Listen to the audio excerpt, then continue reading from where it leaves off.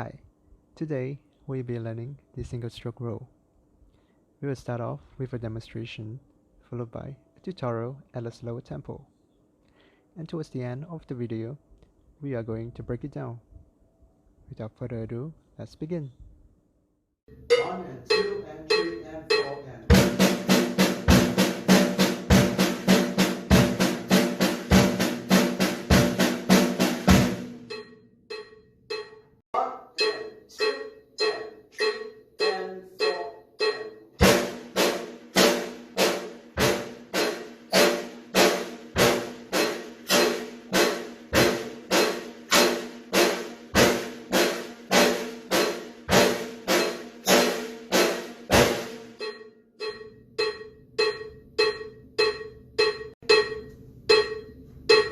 1 and 2 and 3 and